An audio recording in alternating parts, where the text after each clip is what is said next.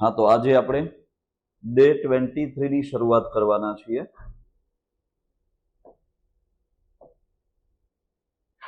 શરૂઆતમાં જેમ આપણે દર વખતે કોઈક 10 નવા નામ આપણે શીખીએ છીએ, તો આ વખતે ડેરી પ્રોડક્ટ્સનો વારો છે। આ વીકમાં આપણને બધા જ ડેરી પ્રોડક્ટ્સ જોવા મળશે। જાણીએ છીએ આપણે મિલ્ક, બટર, માખણ, બટર, ઘી। ઘણા શબ્દો એવા હશે જે ગુજરાતી અને ઇંગ્લિશમાં કોમન ચાલતા હશે, એટલે એને તો યાદ રાખવાનું તમારા માટે બહુ જ ઈઝી થઈ ગયું। કોઈક જ વસ્તુ એવી હોય કે જેને આપણે વર્ડ જે છે ને એ ઇંગ્લિશ અને ગુજરાતી ડિફર હોઈ શકે છે। કર્ડ, દહીં, દહીંને શું કહેવાય ઇંગ્લિશમાં? કર્ડ। ચીઝ, હવે એ તો બરાબર છે, સેન્ડવિચ હોય તો ચીઝ જરૂર પડે હે ને, પીઝામાં ચીઝની જરૂર પડે, તો ચીઝના પણ પાછા અલગ અલગ પ્રકાર હોય છે। જો મોઝરેલા જે પીઝાની અંદર જોવા મળે છે ચીઝ, આ એક અલગ છે।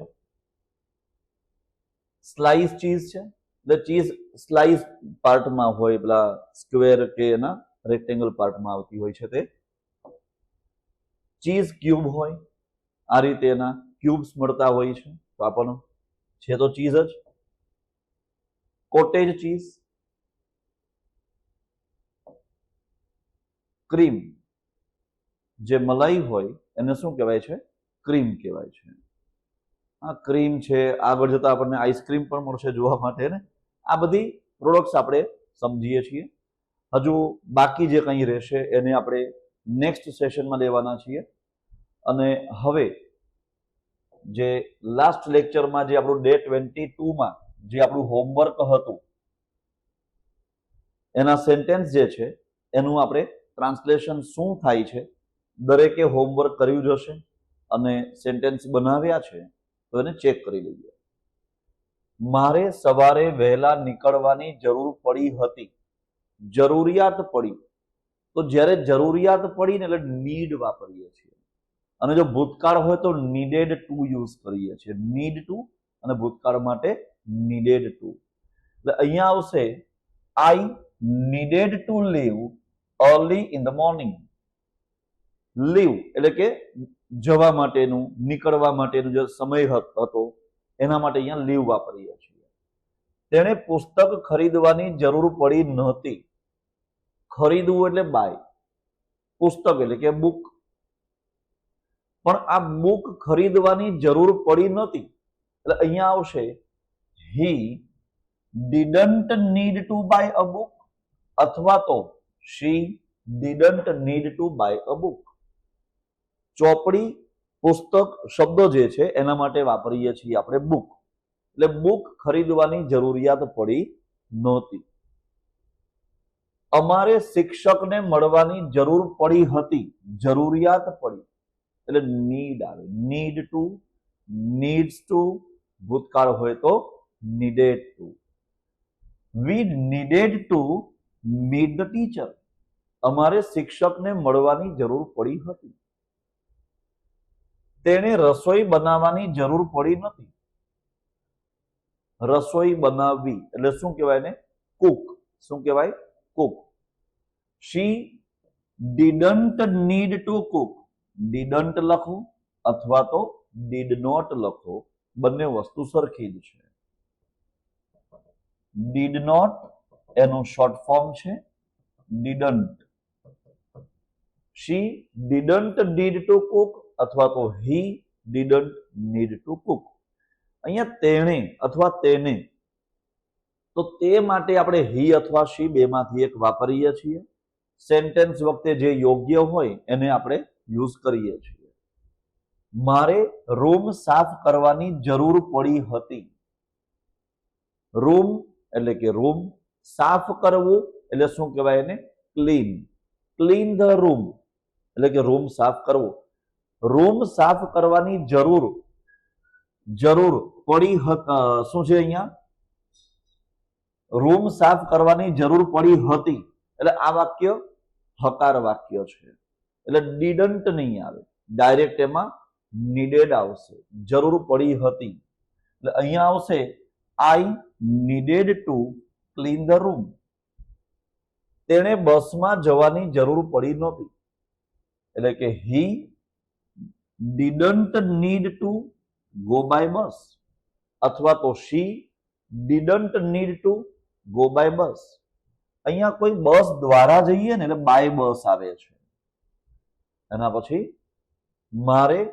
અમારે પાણી ભરવાની જરૂર પડી હતી. અમારે પાણી ભરવાની જરૂર પડી હતી. પાણી ભરવું, પાણી એટલે કે વોટર, અને ફિલ કરીએ છીએ એટલે fill water. We needed to fill water. અમારે પાણી ભરવાની જરૂર પડી હતી. તેને દુકાને જવાની જરૂર પડી નથી. તેણે દુકાને જવાની જરૂર પડી નહોતી, એટલે નકાર વાક્ય છે. એટલે આ 8મા વાક્યમાં he didn't need to go to the shop. He didn't need to go to the shop. અથવા તો શી પણ વાપરી શકાય વાક્યમાં, કે she didn't need to go to the shop. મારે નવો મોબાઈલ લાવવાની જરૂર પડી હતી. I needed to bring a new mobile phone. Bring a new mobile phone. જુઓ, બ્રિંગ એટલે લાવવું, પણ જો દુકાનમાંથી નવું ખરીદીને લાવીએ ને તો બાય શબ્દ આવે, પડ્યું હોય ને લઈ આવે, ખર્ચો કર્યા વગર, એટલે બ્રિંગ. અને ખરીદીએ છીએ તો બાય. તો અહીંયા કયા સંદર્ભમાં સેન્ટેન્સ છે એ જોવાનું. તો અહીંયા આઈ નીડેડ ટુ બાય પણ આવી શકે. જો તમે એવું વિચારો કે નવો મોબાઈલ લાવવાની ને ખરીદવાની વાત ચાલી રહી છે, તો આઈ નીડેડ ટુ બાય આવશે. અને નોર્મલી લાવવું હતું, કોઈક વસ્તુ લાવવાની છે તો બ્રિંગ આવશે. એના પછી તેણે જવાબ આપવાની જરૂર પડી નહોતી. He didn't need to give an answer. અથવા તો she didn't need to give an answer. એટલે અહીંયા જે જવાબ આપવા માટે, એટલે ગીવ, ટુ ગીવ, અને આન્સર એટલે કે જવાબ. આ વાક્યમાં ડીડન્ટ નીડ ટુ આપણે યુઝ કર્યું છે. એટલે કોઈક સેન્ટેન્સ આપણા હકાર હોય, ઘણા નકાર હોય. હકાર હોય તો નીડેડ ટુ હતું ભૂતકાળમાં, નકાર હોય તો ડીડન્ટ નીડ ટુ હતું. આ ટોપિક આપણે લાસ્ટ ટાઈમ શીખ્યા હતા, અને એનું આ ડે 20 નું હોમવર્ક આપણું કમ્પ્લીટ થયું છે. અને હવે આ વીકની અંદર આપણા માટે સ્પેશિયલી છે સ્પીકિંગ પ્રેક્ટિસ. તો હવે ડે 23, જેમાં આપણે દરેકે સ્પીકિંગ પ્રેક્ટિસ આ 3 દિવસ કરવાની રહેશે.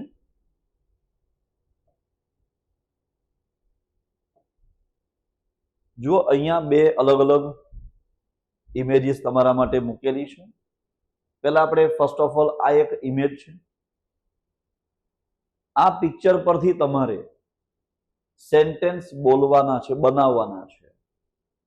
બનાવવા માટે તમને શબ્દો તૈયાર મળી ગયા છે. જુઓ અહીંયા તમે વાક્યમાં am is are, can, could, should, have,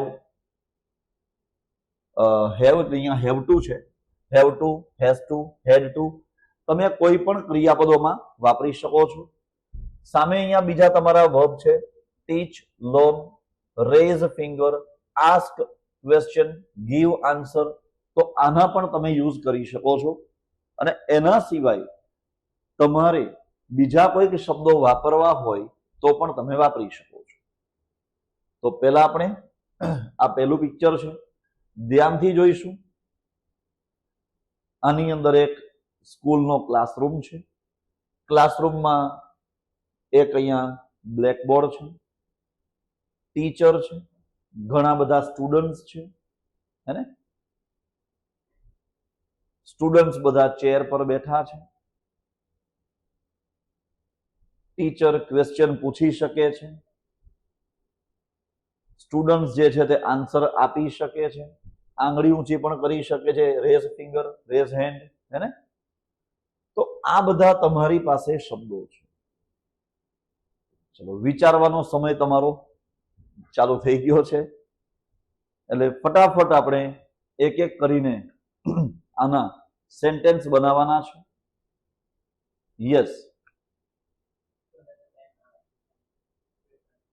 students can ask question.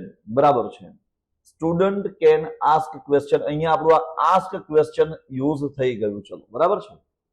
અહીંયા જે 1 2 3 4 5 શબ્દો આપેલા છે એનો તમે યુઝ કરી લીધો છે, અને અહીંયાથી કેન વાપર્યું છે. કેન કુડ તમે ગમે એટલી વાર વાપરી શકો છો, છૂટ છે ક્રિયાપદોમાં. આમાંથી તમારે એક જ વાર વાપરવાનું, અથવા તો વાપરવું હોય તો સેન્ટેન્સ તમારું જુદું હોવું જોઈએ. Okay, students can ask questions એટલે કે વિદ્યાર્થીઓ સવાલ પૂછી શકે છે. Okay, yes, students are sitting on the chair. પણ હમણાં આપણે અત્યાર સુધી આપણે આ પ્રેઝન્ટ કન્ટિન્યુઅસ ટેન્સ આઈએનજી વાળું હજુ શીખ્યા નથી. હમણાં સુધી જે આપણા ડે 1 થી કરીને ડે 22 માં જે ટોપિક્સ શીખ્યા છીએ એનો જ આપણે યુઝ કરી શકીએ છીએ. વાપરવું હોય તો વાપરી શકો. તમારું સેન્ટેન્સ સાચું છે કે students are sitting on the chair, પણ આ વાક્ય આપણે એકચ્યુઅલી આ ટોપિક જે છે હજુ શીખવાનો બાકી છે. તમે ચેન્જ કરીને વાક્ય બોલી શકો છો.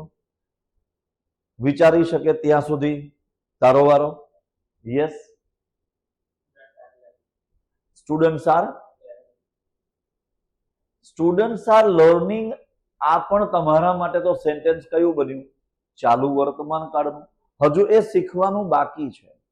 બોલી ગયા તો વાક્ય તો સાચું જ છે કે સ્ટુડન્ટ્સ આર લર્નિંગ, તો ટીચર ઇઝ ટીચિંગ. આ બધું આવી શકે ને, હે ને? જ્યારે એ ક્રિયા ચાલુ હોય ભણાવવાની તો ઇઝ ટીચિંગ, શીખવાનું કામ ચાલુ છે તો ઇઝ લર્નિંગ, આ બધું આવે. પણ હમણાં એને આઈએનજી ને મૂકી દો થોડીક વાર માટે બાજુ ઉપર, અને તમારે કેન કોડથી તમે વાપરી શકો છો. શુડથી સ્ટુડન્ટ્સ શુડ આસ્ક ક્વેશ્ચન. વિદ્યાર્થીઓએ પ્રશ્ન પૂછવો જોઈએ, હે ને? ટીચ માટે ટીચ, ટીચર કેન ટીચ. શિક્ષક ભણાવી શકે છે, હે ને? Teacher can teach mathematics. શિક્ષક ગણિત ભણાવી શકે છે. આપણે વાક્યો વિચારીને બોલવાના, એનો મિનિંગ આપણા માઇન્ડમાં ક્લિયર હોવો જોઈએ. આ જરૂરી છે. તમે પણ સાથે સાથે વાક્ય બધા જે ઓનલાઈન તમે આ વિડીયોઝ જોઈ રહ્યા છો તો તમારે પણ આ સેન્ટેન્સ સાથે સાથે બનાવવાના છે અને બોલવાના પણ છે. ચલો, લર્ન માટે students can learn. Students have to learn mathematics. વિદ્યાર્થીઓએ ગણિત ભણવું જ જોઈએ. ભણવું જ જોઈએ તો મસ્ટ વાપરીશું, પણ શુડ લીધું હોય કે સ્ટુડન્ટ્સ શુડ લર્ન ઇંગ્લિશ, તો વિદ્યાર્થીઓએ અંગ્રેજી ભણવું જોઈએ, શીખવું જોઈએ. તો અહીંયા આપણે શુડ વાપરી શકીએ છીએ. સ્ટુડન્ટ્સ હેવ ટુ લર્ન એટલે કે વિદ્યાર્થીઓએ શીખવાનું જ છે, વિદ્યાર્થીઓએ ભણવાનું જ છે. તો એના માટે તમે હેવ ટુ કે હેઝ ટુ વાપરી શકો છો. એક વચન હોય તો હેઝ ટુ, બહુવચન હોય તો હેવ ટુ. તો આની અંદર આ પ્રમાણે આપણે આ સેન્ટેન્સ બની રહ્યા છે. ચલો, ટીચ નું પતી ગયું છે, લર્ન આવી ગયું. Students should raise finger. વિદ્યાર્થીઓએ આમ આંગળી ઊંચી કરવી જોઈએ. Students should raise hand. એમણે હાથ ઊંચો કરવો જોઈએ, હે ને? તો અહીંયા તમે આ રેઝ ફિંગર, રેઝ હેન્ડ તમે યુઝ કર્યું, બરાબર છે. Give answer. Students can give answer. વિદ્યાર્થીઓ જવાબ આપી શકે છે. હમણાં શું આપણા માટે લિમિટેશન કેવી છે? અહીંયા લખેલા જે શબ્દો છે ને ક્રિયાપદો, અને અહીંયાના ક્રિયાપદો એનો જ યુઝ કરવાનો છે. એટલા માટે તમારા માટે વિચારવામાં તમે અહીંયા કેન વાપરી શકો, કુડ વાપરી શકો, શુડ વાપરી શકો, બરાબર છે? ઓકે, આ પહેલું પિક્ચર ક્લિયર થયું. હવે છે ઇમેજ આપણા માટે સેકન્ડ. જો અહીંયા આપણે જોઈ શકીએ છીએ આ ઇમેજમાં ડોક્ટર છે, નર્સ છે, પેશન્ટ પણ છે. પેશન્ટ તો હોવા જ જોઈએ ને, પેશન્ટ પણ છે, મેડિસિન છે, એક્ઝામિન તપાસી રહ્યા છે. તમે એક્ઝામિનને ચેકઅપ પણ વર્ડ વાપરી શકો છો. બેડ છે અને ગળામાં લટકાવેલું એને શું કહેવાય? શું કહેવાય? સ્ટેથોસ્કોપ. એ પણ આપેલું છે. આ ડોક્ટર પાસે અહીંયા થોડું ચેક કરવા માટે હોય ને. હા, સમજી ગયા. ચલો, તો હવે આ શબ્દોનો અને આ ક્રિયાપદો જે છે એનો યુઝ કરીને તમે વાક્ય બનાવી શકો છો. આગળનું એક એક્ઝામ્પલ આપું, તમને જરાક ઈઝી પડશે. આ એમિઝાર વાપરવાનું હતું, બરાબર છે? તો તમે આની અંદર એવું બોલી શકતા હતા ને કે there is a teacher in the classroom, there is a blackboard, there are students. આવે ને, સેન્ટેન્સ બનાવી શકાય ને. તો એમિઝાર તમારું યુઝ થઈ ગયું આમાં. તો એમિઝાર આવી જાય. Have to has to use કરી શકો છો. કેન, કુડ છે, શુડ છે. ચલો હવે આનો વારો અહીંયાથી. ચલો, યસ, શરૂઆત તરફથી જ કરીએ. Yes, pardon. there is a doctor. Okay, હવે આપણને there is આવડી ગયું એટલે બધામાં there is ચાલુ કરી દઈશું, હે ને? Yes, doctor can, yes, doctor can examine the patient, હે ને? એક્ઝામિન કરી શકે છે. ડોક્ટર should examine, હમણાં તપાસી રહ્યા છે.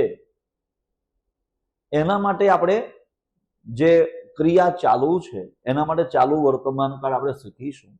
હમણાં આપણે આનો યુઝ કરીને સેન્ટેન્સ બનાવી શકીએ છીએ જેની અંદર doctor can examine the patient. Okay, yes,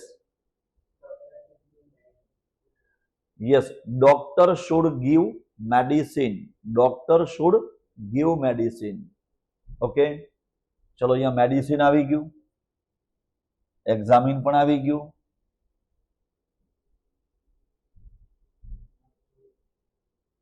there is a nurse. નર્સના હાથમાં શું છે? ફાઇલ છે, હે ને? તો there is a file. ક્યાં છે? ઇન નર્સના હાથમાં. યસ, શું આવશે? there is a file in the, okay, nurse hand અથવા તો in the hand of nurse, હે ને? there is a file in the hand of nurse. આ પણ યુઝ કરી શકો છો, in the nurse hand. તો આ તમે સેન્ટેન્સ બનાવ્યું છે, બરાબર છે? તમે જે સેન્ટેન્સ બોલી રહ્યા છો એ પ્રમાણે. ઓકે, એટલે આવી ગયું કામ. આ નર્સ તમે શબ્દ વાપરી દીધો, ડોક્ટર આવી ગયા, પેશન્ટ આવી ગયા, નથી આયા? there is a patient on the bed, હે ને? ઓકે, બેડ પણ આવી ગયું. ડોક્ટર પાસે શું છે? સ્ટેથોસ્કોપ. શું છે?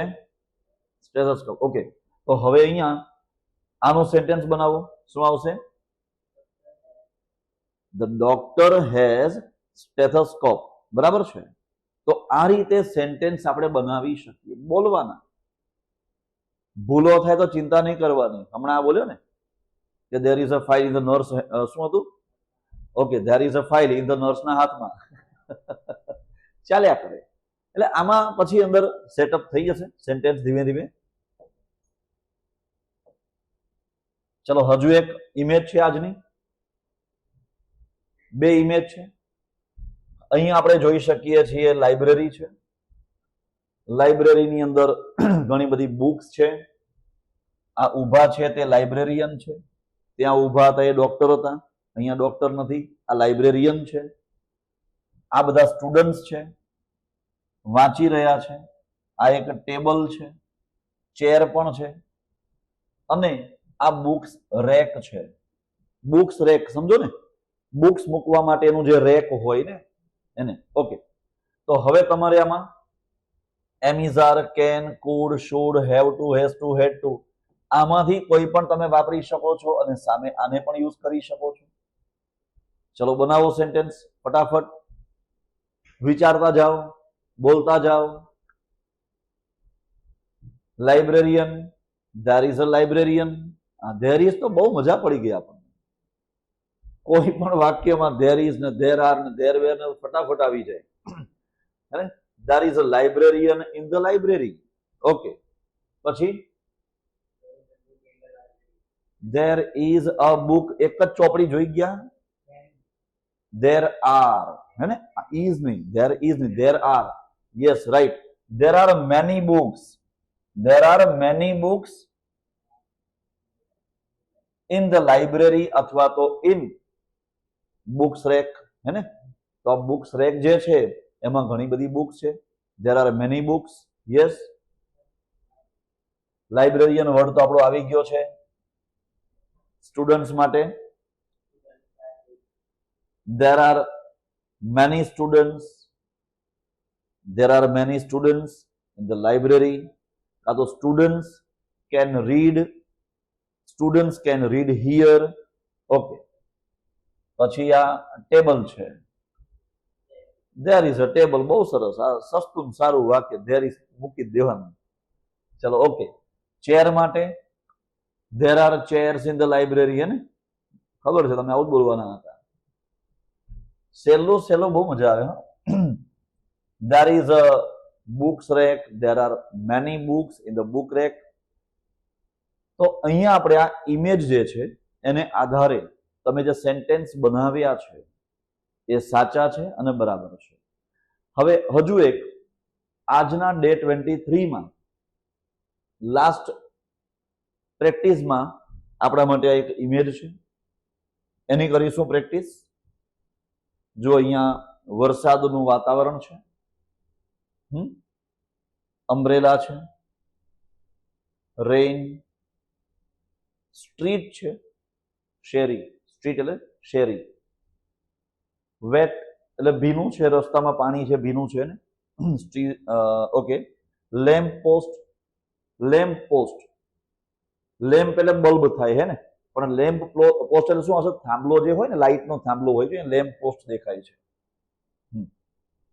ટ્રી, ટ્રી પણ છે.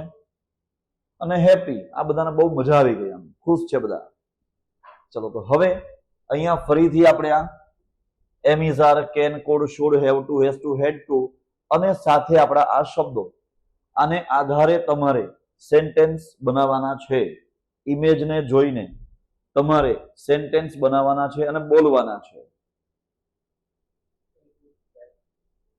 ઓકે. સ્ટ્રીટ ઇઝ વેટ, બરાબર છે. જે શેરી છે તે ભીની છે, રસ્તો આખો ભીનો છે. Okay, yes.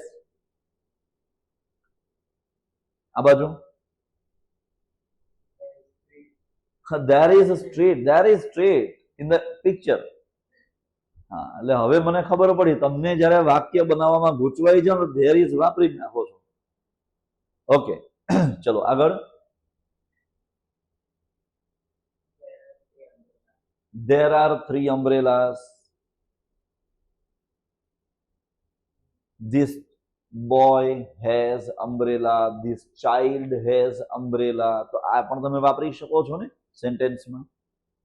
ઓકે. એના પછી આગળ all are happy, there is a tree and a lamp post, there is a tree and a lamp post. Okay. તો અહીંયા આપણે સેન્ટેન્સ આ રીતે બનાવવાના, પ્રેક્ટિસ કરતા રહેવાની.